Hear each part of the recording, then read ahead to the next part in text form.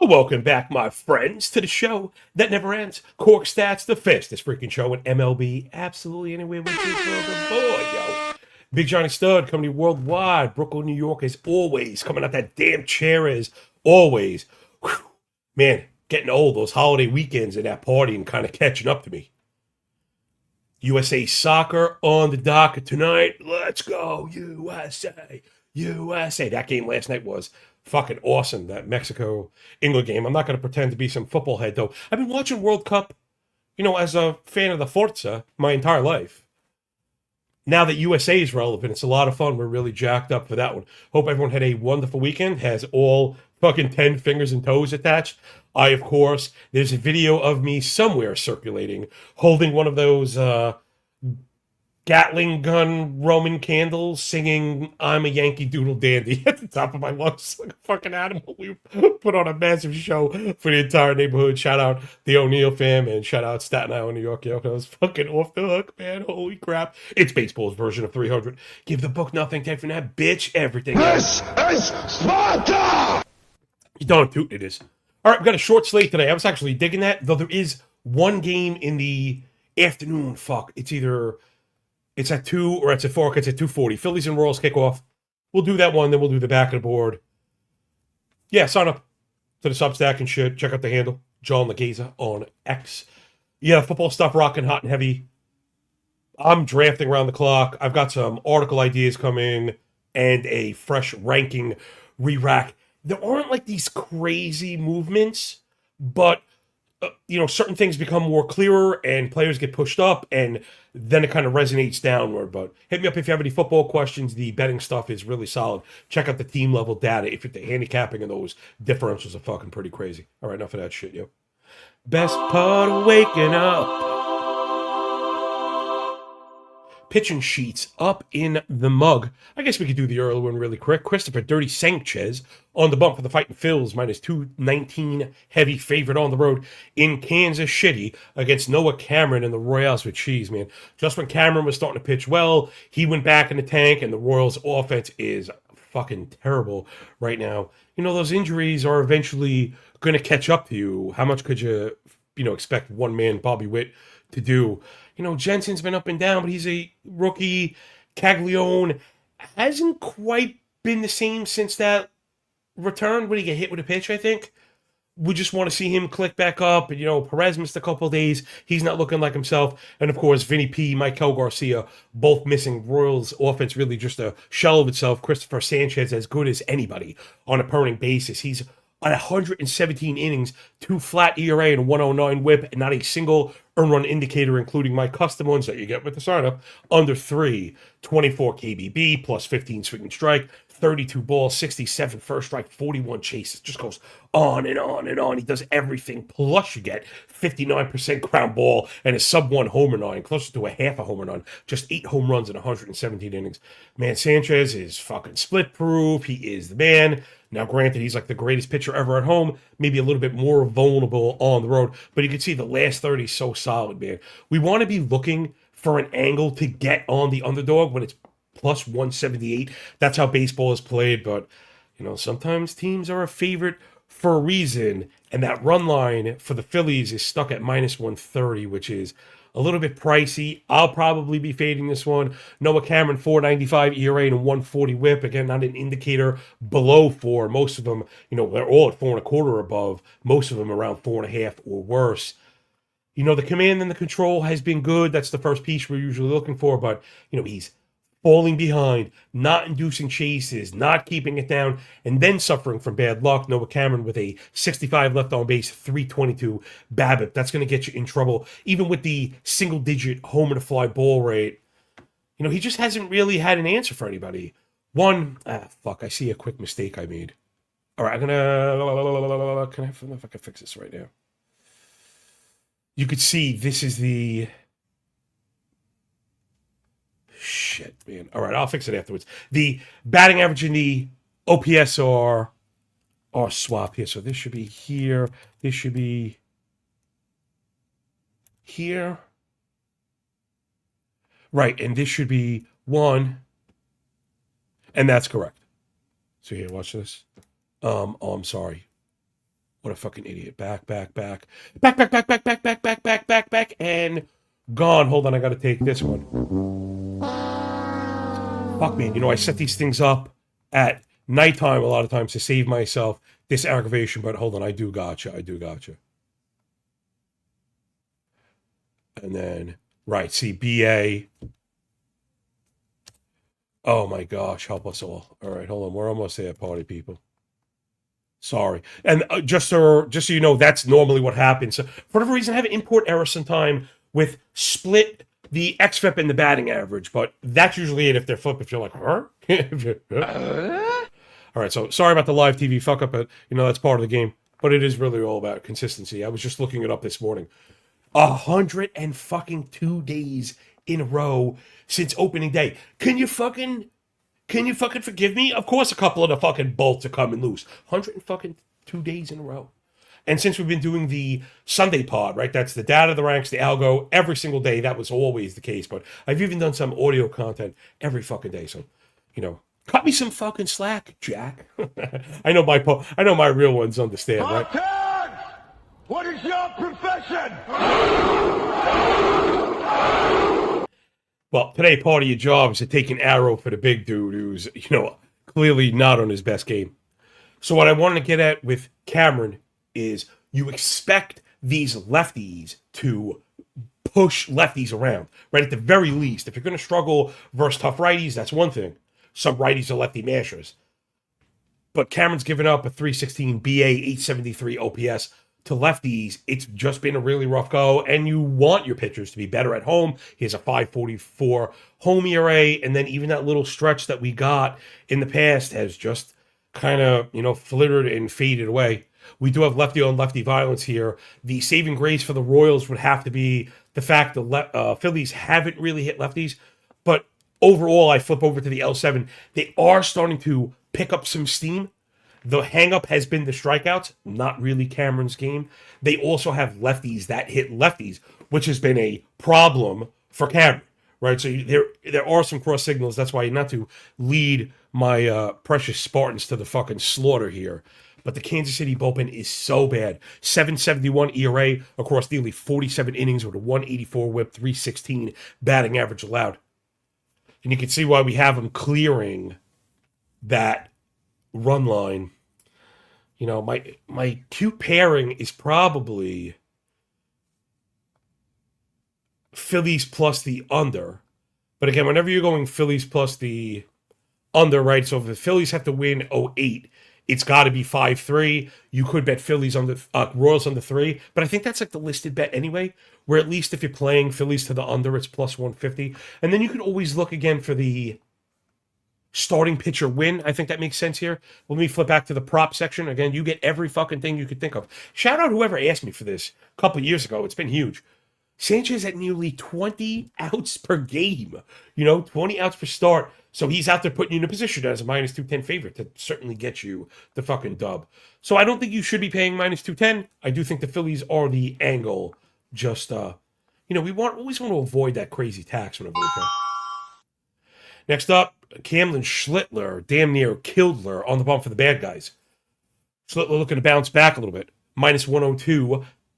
Slight underdog on the road against the flat fucking fish of Florida and Griffin Jacks going for the Rays. I'm like, oh my gosh.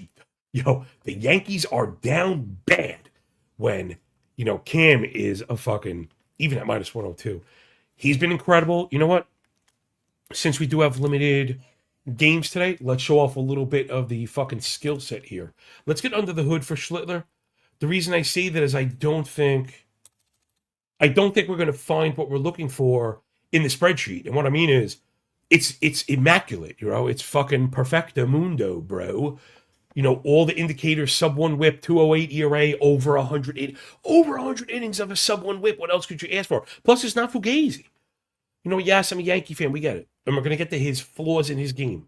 However, 32.2 ball, 5% walk, 25 KBB, 13 swing and strike, 38 chase. He's up. He's ahead. He's fucking filling the zone. He's putting you in a fucking bad spot. Now, great that he does work up, right? So that was always going to be a part of the problem when you have the fly ball rate without the high infield fly rate. Remember, not all fly balls created equal. Leave that to the filter queen, the kind of lack of nuance, right?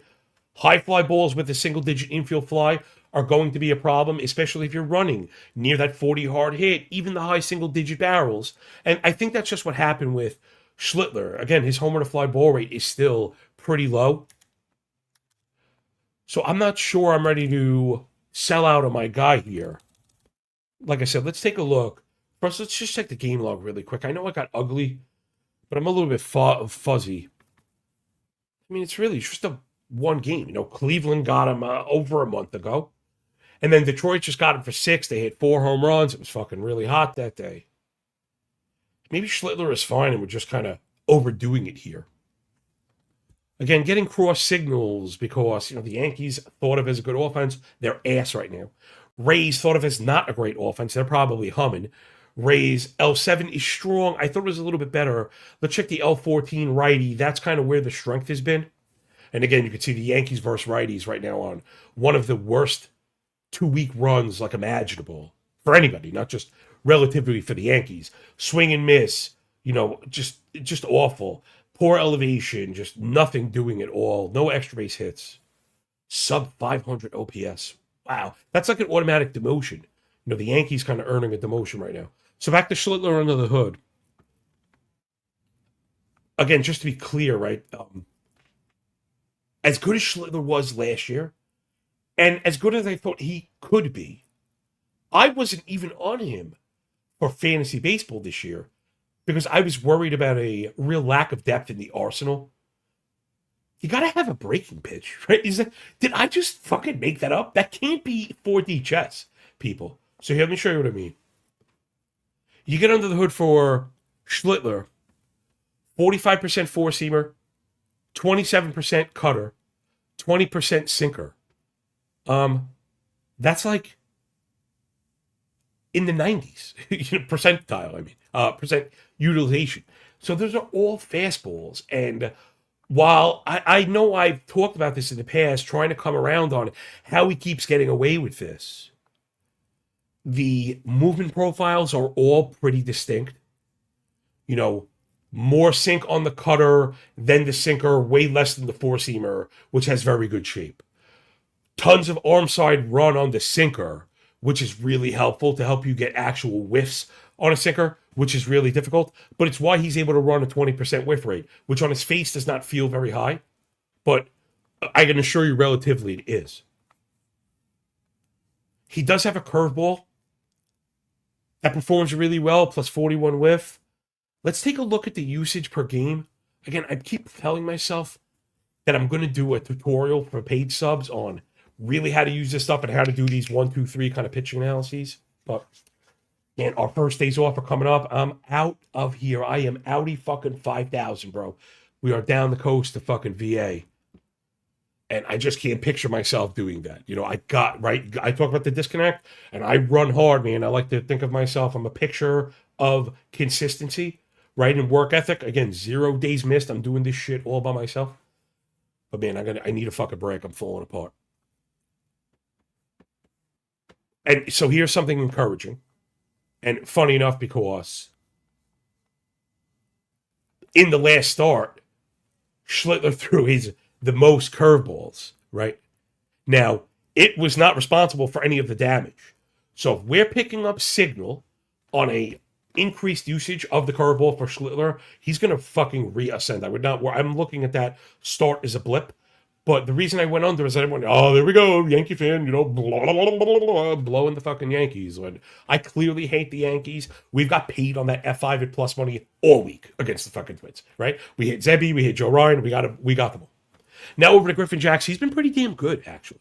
You get these conversions from starter to reliever.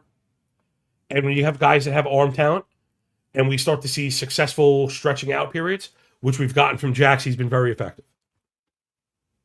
Tons of swing and miss. He gets to call stuff over. He's got very good command and control. Sometimes the misses get punished a little bit much. But I do think that's baked into the regression we have in the model for it's a kind of like exceedingly high homer to fly ball rate at 19. Like that should come down. Sorry about that. I know Jack's pretty strong splits. He's been good at home. I wouldn't be too worried about the last 30. Again, the 173 ERA, one flat whip is obviously excellent. But a 556 ERA, depending who you ask, right, would say, oh, I'm a little bit worried. I think when the Sierra and the KBB are that good, 324 Sierra, 21.8 KBB, same time frame, I think you get rid of the expected ERA. Remember, expected ERA has a contact quality in it. Trying to make up for that fucking data mistake before. It has contact quality baked in it, which is more of an output than anything. And we're baking in the misses, so like I'm really not too worried. Jax has been good. You'd think he's going to shove this Yankee lineup. They've been ass. And if I already said that, but if I'm not mistaken, did Jazz leave the game yesterday?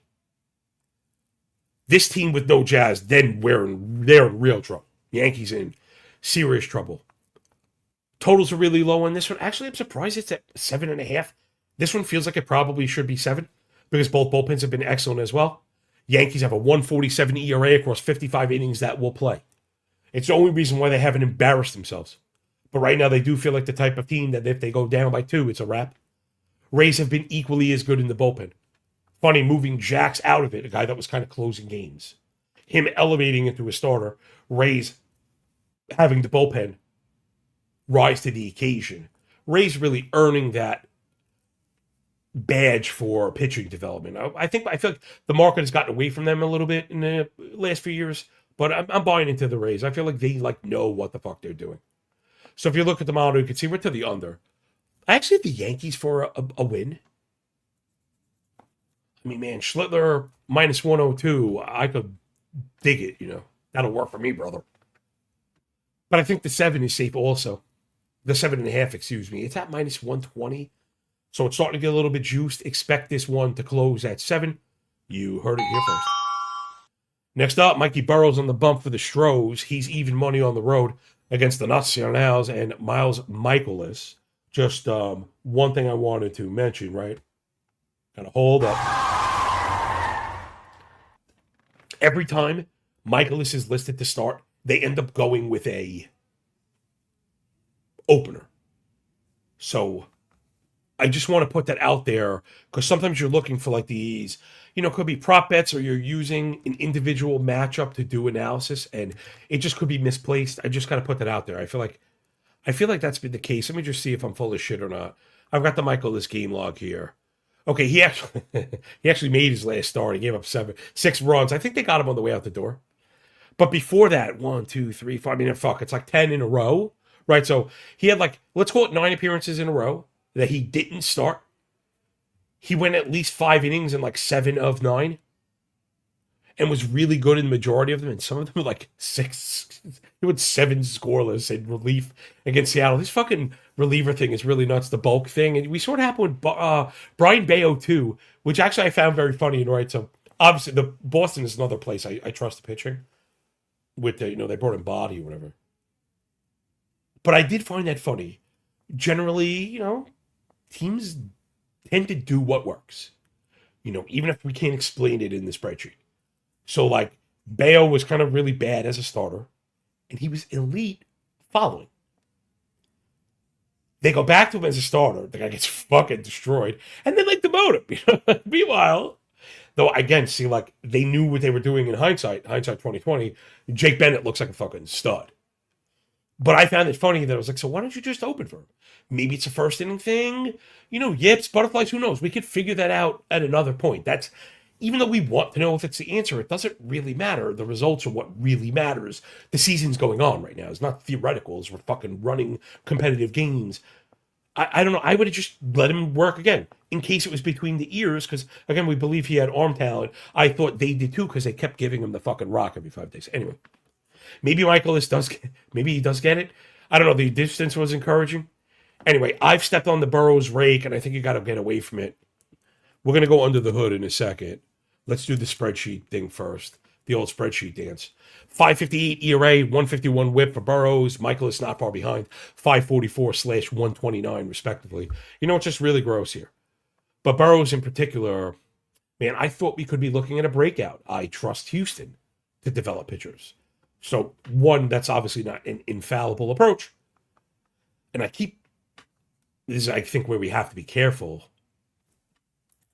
is I fucked up because I did chase Burrows after the good start. I should have looked for something more concrete. Of course, I was watching the fucking game, which is like, it really is the worst way to fucking coordinate analysis. You know, it's one thing to like watch tape off season. It's another thing to be like, I was fucking blazing and watching fucking Burrows pitch, and he was dazzling the fucking Blue Jays, who are not really that good, right? So that should have struck out. That should have stuck out to me. Excuse me. Burrow single digit KBB, barely a double digit swinging strike, sub 26 CSW. This just that dog don't hunt. Plus, he's up in the zone and getting hammered. He doesn't have great put away stuff. 43 fly ball, 46 pull. Even though hard hit rate is okay, he's still giving up 19 home runs, man. You know, 19 home runs. The misses are crazy. So, again, let's take a look at Burrows here. Under the hood, leading with the four-seamer. Again, it's not like a great pitch. He's been a bit unlucky on it. You know, we got to be fair. Giving up 150 points of X-Slug, except, right, but, that big fucking juicy butt. It still has a 301 XBA and a 580 X-Slug. So even though he's been summarily punished on it, 12 of the home runs given up on the four-seamer, dude, you got to get away from this thing. Like, it's not performing well. The rest of the arsenal looks pretty good under the hood, man. You know, the changeup is strong, gets a lot of whiffs. The slider is strong, it gets a lot of whiffs. Pretty good disparity in velocity, pretty good disparity in spin. You know, a lot of the things that we're generally looking for, I love, right? I'm old and fat, so of course I love me an effective changeup. Lots of drop on the changeup, not great shape on that. The four-seamer is not a very good pitch. A little bit too much sink without the break, without the IVB. Velo at 95 is good, but not great. And you could see on the fucking heat map, the whole thing needs to move up like 4 or 5 inches. We'll take all the misses, bro. We'll take all the misses because, again, we want to miss up and at them. That's what I said. Up and at them. No, not up and at them. Up and at them. That's what I said. So this one should go fucking nuts, right? We should have a circus here. Houston offense has been, again, disappointing. They're in a little bit of a lull versus righties, but Yordan Alvarez has been so damn good, he could probably carry the day. Nats are hitting like crazy as always. Now they've added hitting righties into the arsenal. Nats doing everything you could ask for. Strong discipline, good elevation, good on base rates, plus pulled, hard hit, batted balls, and they run. Nats are a fucking big time correct answer. Bullpen's pretty one-sided. Stros have been very good. Nats have been fucking really bad. They're very hard to trust. If you're ever going to bet the Nats, it should be F5. But at minus 120, how could you pay that for Miles Michael? This should be fucking clinically insane. Even without the crazy weather, I'd love to go under the 10, but I don't think I can. And I don't think I can also recommend going up to 11. So as much as we like the scoring, I'm probably out. You can see the hitters that I like up on the board. They've both really struggled versus lefties. So I think they all eat. And I'm always tempted to put Luis Garcia in. Like, he's almost always a correct answer, but he's so very tough on the Nats, I mean. He's so very tough to start in prop betting or DFS and shit because he gets pitch hit for. And if you play that stuff, there's no greater, like, you know, catching the fucking DICK, man. Ugh, the worst. You catch the fucking long Dickman. It's the, ugh, oh my gosh. Double, ugh, the one. No, we got caught with that the other day. Yeah, my boy Owen Casey came out of the game, and the strikeouts, that's, I think they were up big too, so, you know, maybe it was that. Anyway, let's move on up to the south side, where Freddie Peralta and the Mets are going to try and get themselves a piece of the pie. They're on the road as plus 108 dogs down in the dirty to face old Raylo and the Bravos. Somehow the Braves are minus 130. I mean, it's like a condemnation on the fucking Mets. The Braves are no fucking picnic either. This feels like a real race to the bottom. Totals are at 5 at 9, which feels high on its face.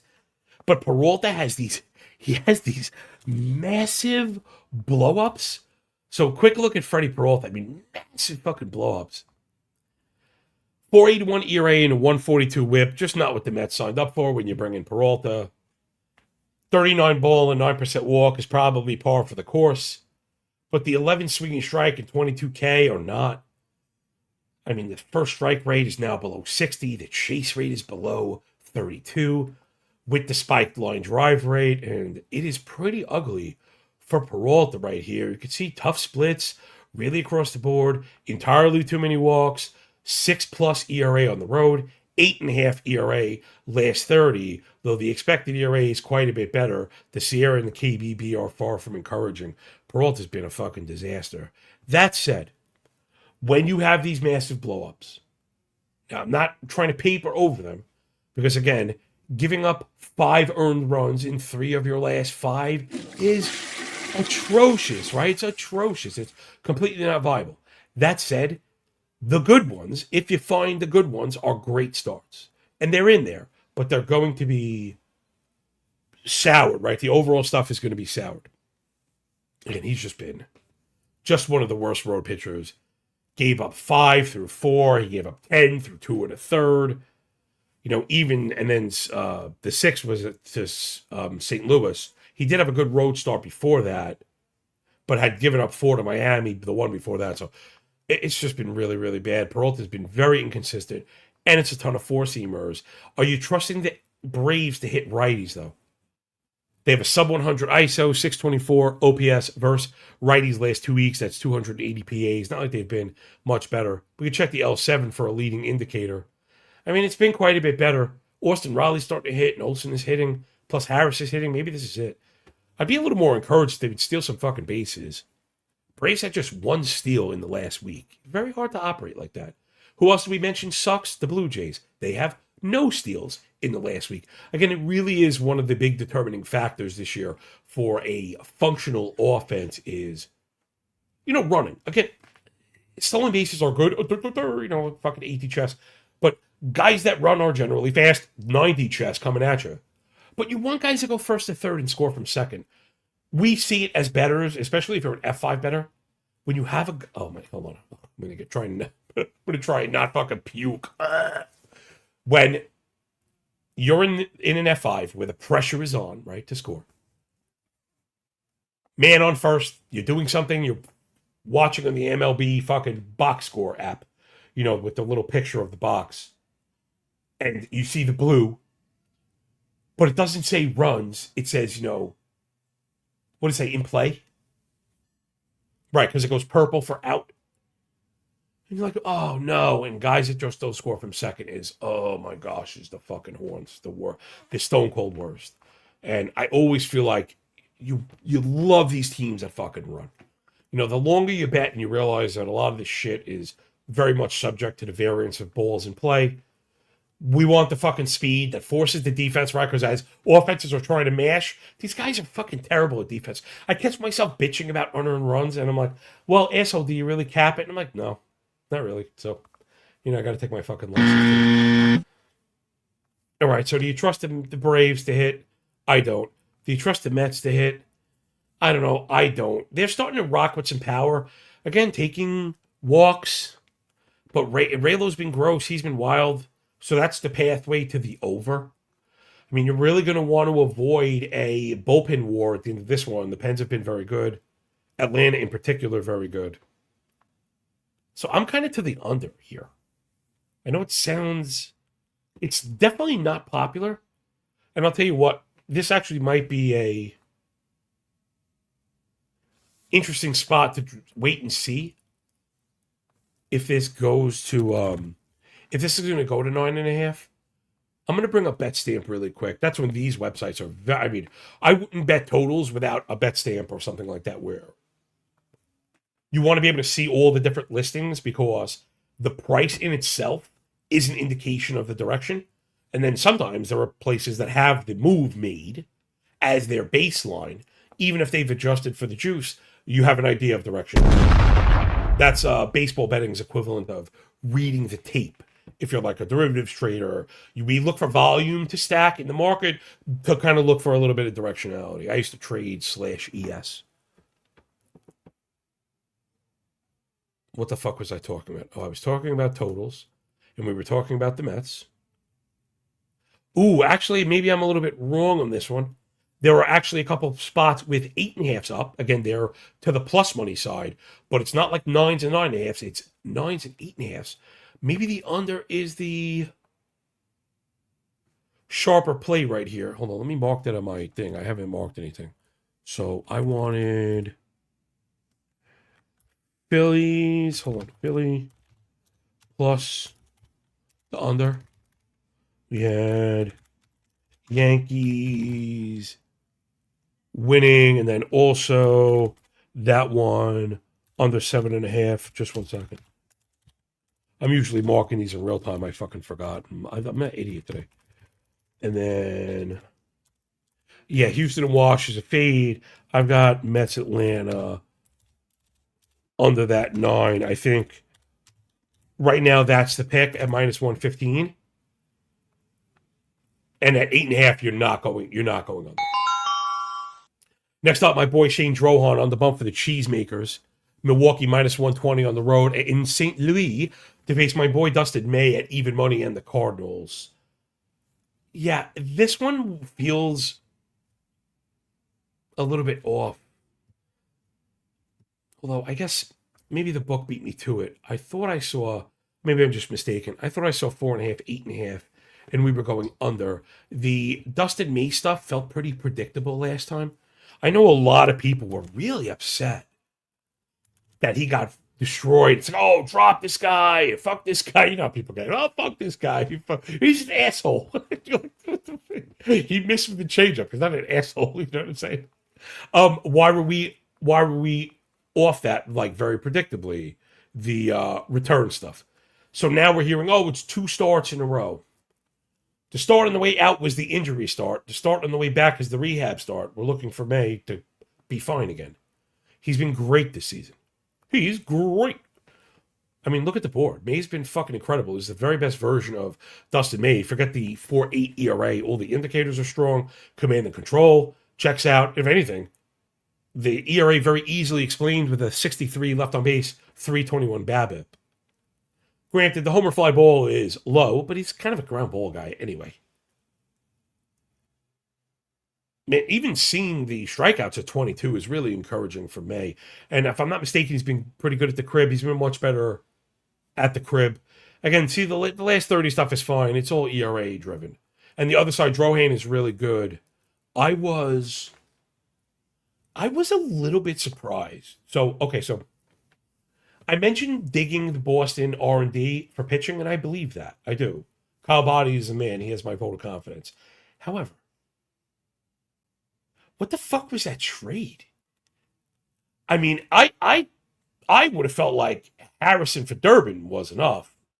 Drohan should have never been a toss-in, right? He's in that same deal. I'm almost certain, but today I'm like second guessing myself. And Drohan's got the goods. When I did the preseason dive on Drohan when the trade happened, I was like, this guy is going to be pitching impactful innings, and that's exactly what you've gotten. 3.12 ERA, 123 whip through nearly 58 innings. All the indicators in love with this guy.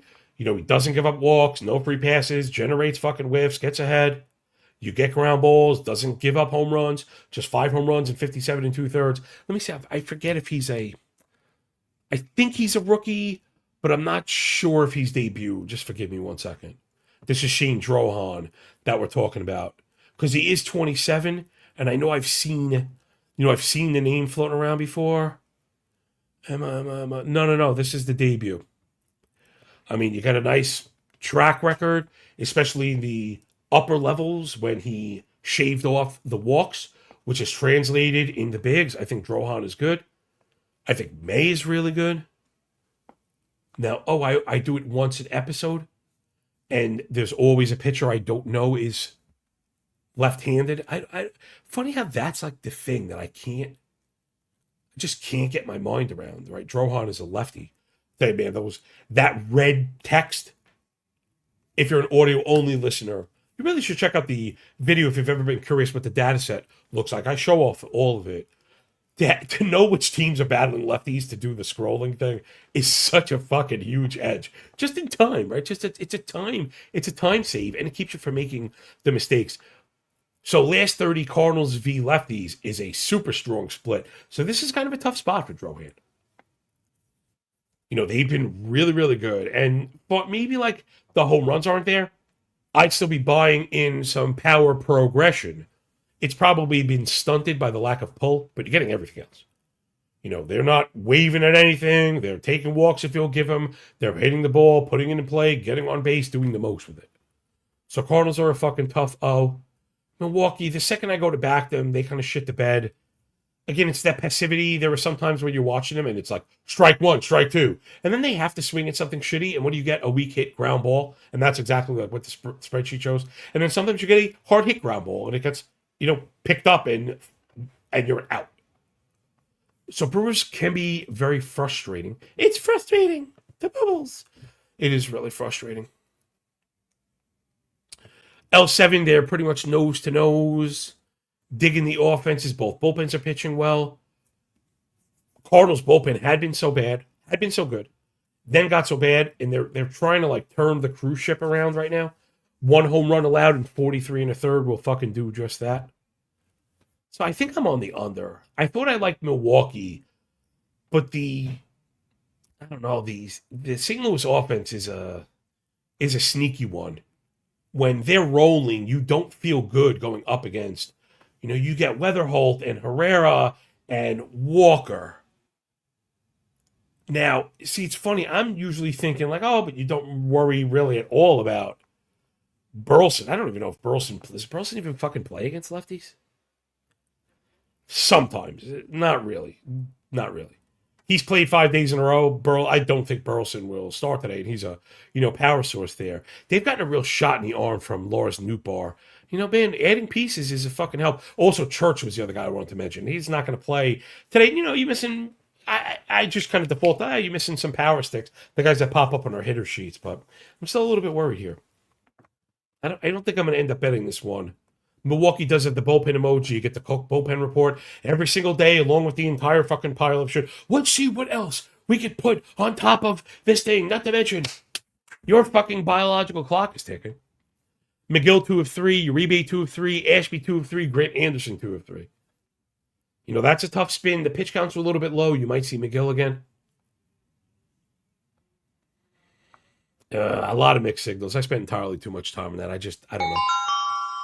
Next up, my boy Brandon Fotboy on a bump for the Snakes with shapes on their back. They're minus 105 on the road in the perfect weather near that slamming aquarium to face Texas Ranger Walker Buehler. Walker, Texas Ranger Buehler on the bump for the Friar Tucks. They also have the emoji. Miller back-to-back. Morejon 2 of 3. Bradley Rodriguez 2 of 3 as well.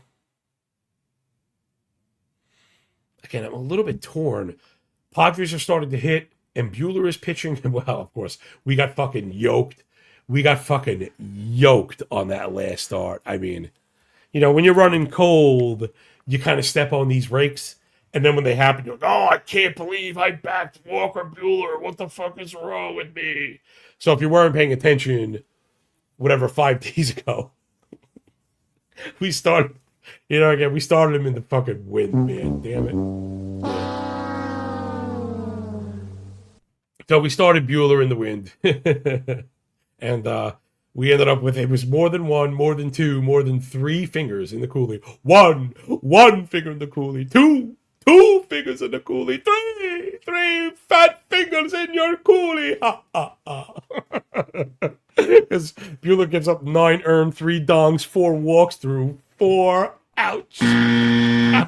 Sitting on an inflatable pillow after that one. However, right again, the butt, that big wet ass. With your big wet ass. Yo, shout out my guy, fucking Will Hill, man. I love him, yo. If you're not following his shit, you're missing out. That is my boy. I love my boys. All right.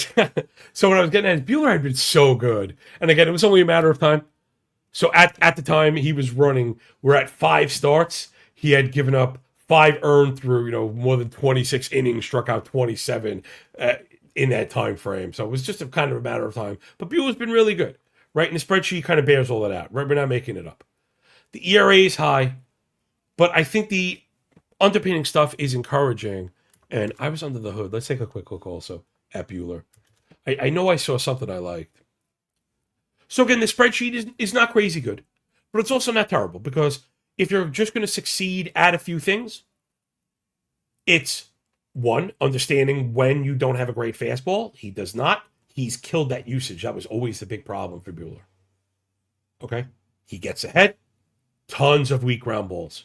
No homers. If you want to survive in the bigs without like ridiculous put away stuff, that is the key. Identifying the lower third and the lower fourth and just being fucking relentless down in the zone. The heat maps for Bueller are really, really good. Spotting that curve, spotting that change, spotting that slider, all in the black, all on the edges. I mean, there's a lot to like here. You know, and again, there's probably more whiffs here than you'd imagine. The sinker, slider, changeup, and sweeper all have a 27 whiff minimum. You know, the misses on the curve have gotten punished. The misses on the changeup have gotten punished. But overall, I think this is a good arsenal. You know, that cutter up front is a good pitch. Again, the four-seamer is ass. I might just ditch it. Even just because the sinker is performing so well. That four-seamer is just going to be, get it the fuck out of here. It's got to be a total waste pitch to set up that slider kind of diving out and away. Yeah, I like what I see here. You know, guys that kind of reinvent themselves. Just to give you an idea, to put some numbers on that four-seam stuff I was talking about. I'm not bullshitting you. Not that I ever do. Four-seam rates as a starter, I mean, it's with LA, but still, 53, 54, 45. Now, the last 2 years have been 25 and now 21. That's how you do it. You know, again, leading with the cutter, right? Reintroducing the slider, and then cultivating a sweeper. Like, this is how you do it in today's day and age. Get a little bit different and find what works so you can go into the arsenal for different shit. Now, Fox had a little bit of a rough go, but he's coming back, and he was very good in the return start. And, man, he just looked sharp. He was just doing what he does, kind of filling the zone, same kind of thing. He succeeds at getting ahead and weak ground ball fucking city. I know the barrel rate is crazy, but it wasn't in the last one. If he's going to reassume that command and control, I think these guys could duel it out in a really ugly kind of contact fucking battle. I'm not buying either offense right now. The Padres are hitting a little bit, but it's still not enough to get me sold. And Arizona has just been bad. You know, you see the top of the order and you think, Carroll, Marte, Perdomo, and you're like, this is really good. And after that, it is the horse roaring. You know, the secondary and tertiary pieces for Arizona look terrible. And did they even get a fucking bag of balls for Jake McCarthy? Ouch. Yo, those moves, to me, are what get you fired as a fucking GM. Like, dude. What, because they wanted to force feed Alec Thomas and he's fucking out of town? Ouch. That's fucking brutal. Bro, that's fucking brutal. Like, really brutal. Really, really bad. And that's not even, I forget, there's a bunch of those mistakes. Arizona player movement stuff is not good. Yeah, so San Diego, again, hitting a little bit, but it's not great. They're looking to take walks, which is a poor matchup for Fott. I'm wondering, like, how biased am I being about the L7 for San Diego? It's strong, but I also think this is a good case for why WRC Plus is fallible. 120 WRC Plus, said the analyst. But this isn't great. Yeah, bottom 8 with 32 hard hit rate, bottom 10, easy. Single-digit barrel, 45 ground ball, too many double plays, which is what we're going to be looking for. Striking out with below-average chases. So, like, here is my issue. Now, I don't know the WRC Plus formula. I might have somebody smarter than me try and tackle this. It feels very output-driven. Like, whenever I question it, it always comes down to, like, oh, they ran a crazy high BABIP, which they did. So without the BABIP to spike the outputs, I feel like the input takes a hit. Again, that was a subtle commercial for the show, right? Where we're better than any of your single fucking data point analysis. So support good people doing good work. Don't be a cheap motherfucker your whole life, yo. $2 a week, get your 5 pounds of shit in a 2-pound box. And if you sign up for the year, you get the last month for free. I think that makes it like $1.67 a week. But also the content is year round. The football stuff is up. It is very detailed. And especially once the injuries start, if you're doing best ball, if you're drafting best ball without fucking ranks, you're an idiot. And I know I'm supposed to be here promoting myself, but I really do. I honestly believe this. And I'm not going to go into too much detail. I'll explain it on the football shows. But I my heart of hearts, I believe this. One, I think we're very smart. Okay. 2, I think big fantasy football is very smart. However, they're a little too popular, and I think some people, you can't help it, it's human nature.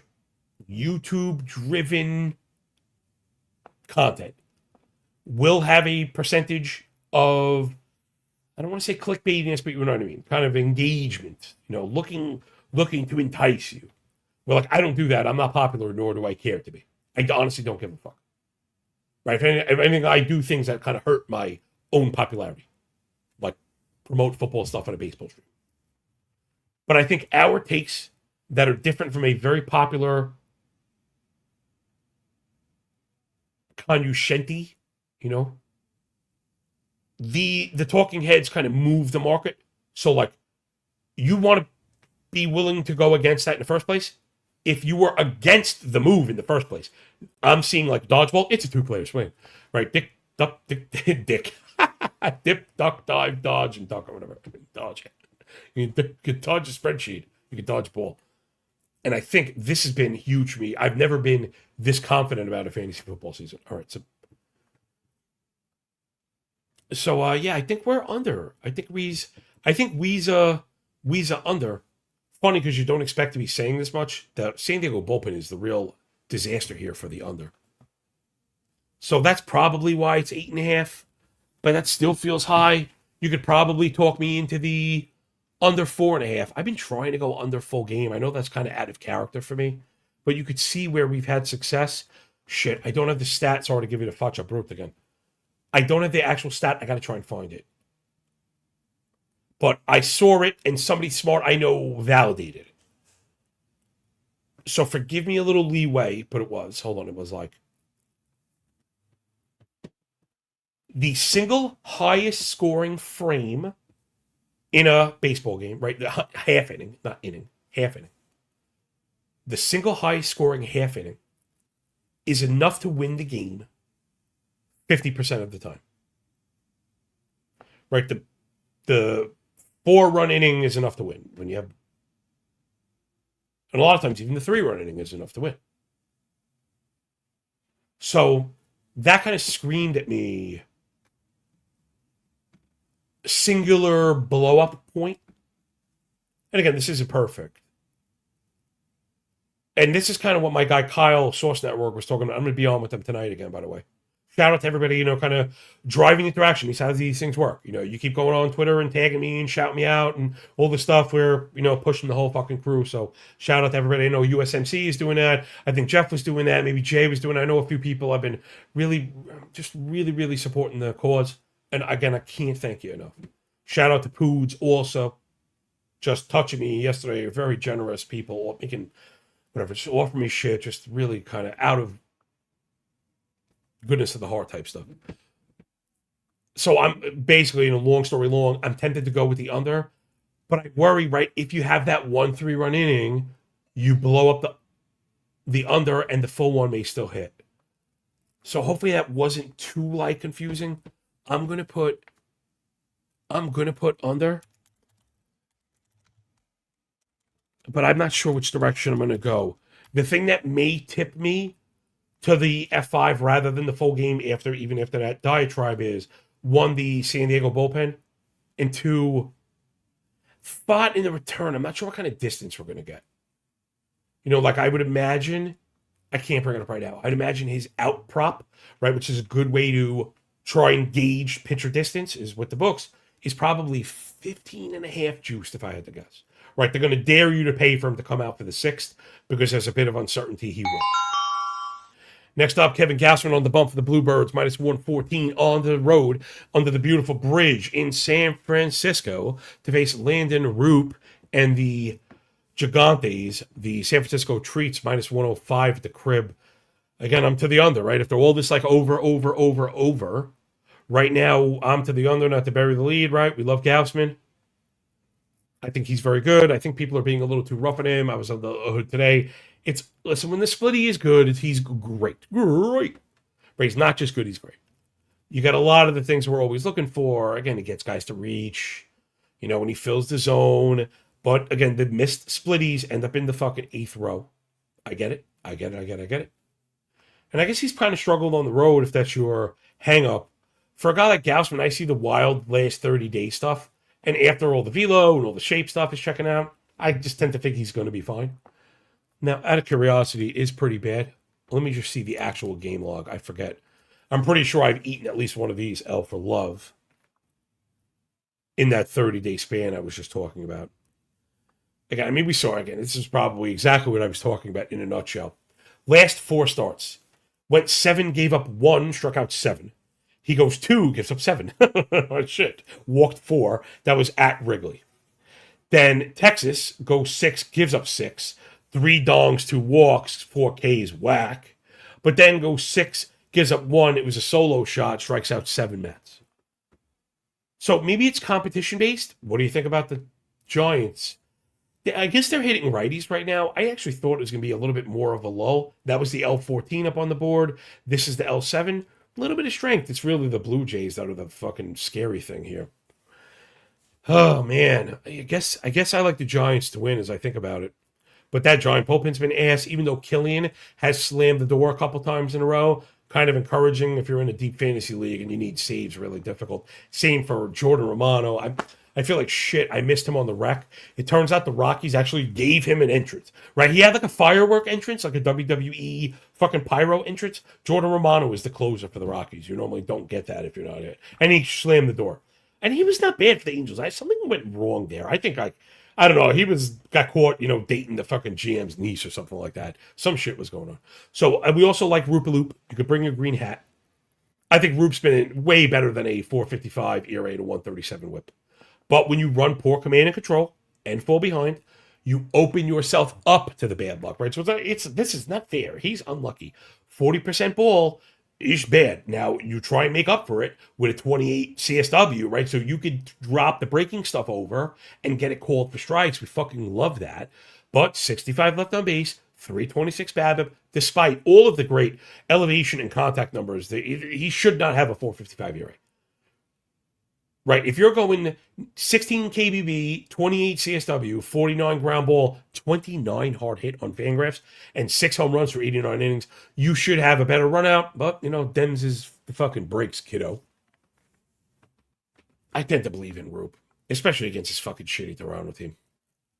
So I guess I'm under the 7.5. Do you trust San Fran to fucking shut the door? Then you'd have to be under the F5U4, which I don't think I am. Man, I am not doing a great job giving out picks today, but maybe that's the lesson is don't force it. I don't really have it. I don't think there was anything that I'm like, yep, smash a Rooney. No, nope.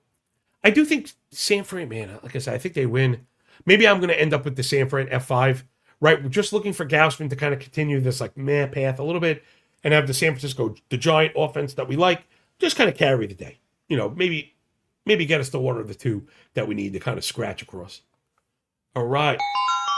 Last but not least, again, this is when I would normally show for myself. I already did that. Appreciate you all. You mean the fucking world to me. I'll get to the comments in a second. They're piling up. And it's about that time where I start to worry that it's like, you're muted, fat guy. What are you doing? Okay, that's not the case.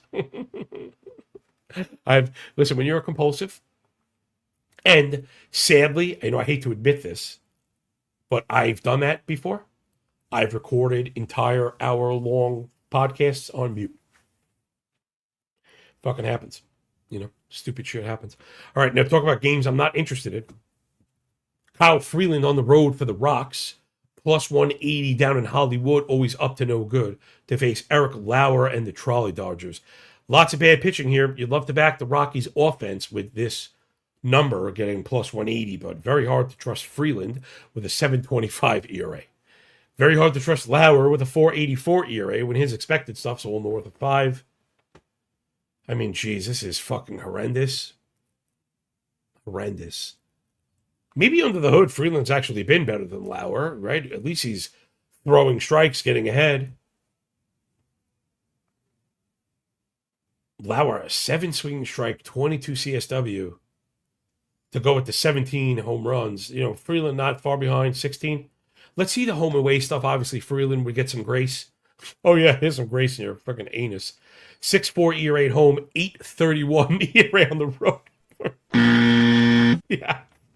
Fucking Freeland. Oh, my gosh. All right. I mean, the Sierra last 30 is pretty good. So is the KBB. If you're just handicapping by that, you're probably taking the Rockies. Now, I do. I actually have a hankering. I got a schmankering, a hankering for a schmankering. Let's see, has the Dodgers lefties been a wagon? Dodgers versus lefties. It's good. It's not. I mean, it's good. It's very good. It's not great for them. Let's say, right? It's not great for them. But the Dodgers are definitely good. I mean, their best hitters are lefties. Ohtani did return, and even though he's a lefty, it's still always going to help you to have Ohtani in the lineup. That said, before we get out of here, let me just check. I don't know if anyone is reading my mind right now. Whenever you think, right, there's even a possibility you're going to hang close at this number, you got to check the F5 run line. I'm trying to get in the habit of leaving the algo up on the board when I'm bullshitting. Because, man, those are like the sneakiest fucking bets in the game. Wow, this is funny. I don't normally pay juice for run lines. Everybody knows that. However, I thought I had to click. I thought I clicked wrong because it says plus 1.5 minus 145. The game run line is plus 1.5 minus 105. So that is an F5 run line plus 1.5. Which means MGM would rather offer you that. Man, I don't normally pay it, but I'd fucking pay that. I'd fucking pay that shit. I'll fucking pay that shit. I don't think Eric Lauer should be giving a 1.5 through 5. Who the fuck is Eric Lauer? Like, that ain't it, Chief. I guess maybe what's probably going on. You have the Rocky split versus lefties a little bit weak, and they're, first game out of Coors. Though I think Kyle looked that up this year, and I don't think it was bad. So anyway, I'll have to tick it out in a little bit. I would chill out today, everybody. Don't push it. Don't force it. This is like we'll try and hit all fucking 8 money lines for $1 and win just to get the fucking action. Scratch that fucking itch. All right, let's just jump in the comments really quick. I appreciate everybody. Yo, Rose Baby, my guy. You're the man, Brian Rose. You are the man, Mr. Brian Rose. I really do. I appreciate people jump in. They're participating, complimenting my work, hitting it up on Twitter, and then I get to see them actually win in these markets. And it's the fucking best, yo. Stevie Stallings, good to see you, kid. Also, Jay Bird, good morning, man. Hope you had a good one. Brian Elfring, you too, man. Deeply appreciate you. Dude, you don't have to support my work as much as you do. You don't have to, man. If I'm a bother at all, just stop it, man. What the fuck is this? Buck Skull Gang in-house. I was like, Buck Skull Gang in-house. I was like, yo, that is a crazy fucking German name. But it's not. Good morning to you too, sir. Yo, Adonis, my man, always here. Carolina Daddy, no block. You damn thief. Oh, hold on. Where is... Yo, USMC, shouted you out before. Appreciate you. I'll be on with the Sauce Crew tonight. Jamie, my guy. You guys are the fucking best. All right, look at this one. We got A. Nilry, 2768, says hi from Australia. A good day. How could you say fucking hi? We don't say hi around here. We say good day. Good day, Mike. Now, I was looking for, this is so funny. I was looking for Jambadam. He's not in here, but I saw him like something on Twitter, and his name is Dan. It's Dan Jamban. Somebody, he writes it, Jamban Dan, and I read it as, whoa, Beckman Jambadan. And so hold on, let's go. The reason, this is USMC before we go, reason you take Rockies leaving Coors is because the breaking stuff doesn't work in the elevation. So they're going somewhere and seeing breaking balls for the first time. Yeah, that's been the thing. Though I think this year it hasn't tested out, and it might just be because the hitters are good. But I think that is the reason for the case. I still don't think Eric Lauer should be giving plus 1.5 through F5. Again, if you don't want to pay a tax to back Kyle Freeland, I don't blame you. I might have to do it myself. So from everybody here at Corked Stats, we appreciate you. Thanks for picking up what I'm putting down. Enjoy the games, enjoy the day. When we're done with the book, enjoy the pay. Remember, when you work this freaking hard, winning feels a lot less like luck, yo.